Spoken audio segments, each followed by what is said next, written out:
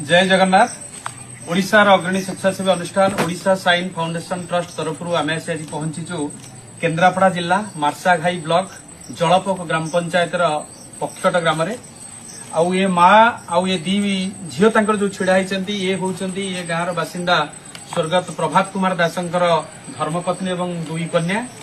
से प्रभात बाबू जे कि से परिवार मुख्य रोजगारक्षम व्यक्ति थिले।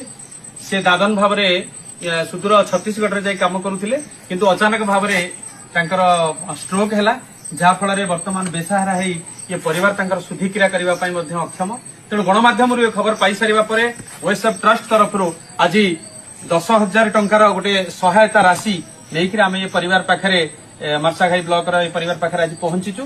तेणु वीडियो मध्य जो मैंने देखुंत समस्त को विनम्र निवेदन दयाकोरी समस्ते मार्साघाई ब्लॉक जलपोक ग्राम पंचायत पक्षट गाँव ये जो अवस्था अच्छे ये परिवार को जदि समस्ते टिके दयाकोरी साहाय्य हाथ बढ़ेबे निश्चित भाव में सुधिक्रिया हम।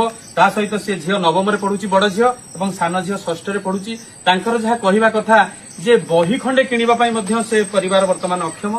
तेणु समस्ते साहाय्य कले निश्चित भाव में ये कार्यक्रम को ठीक भाव में करें। जय जगन्नाथ।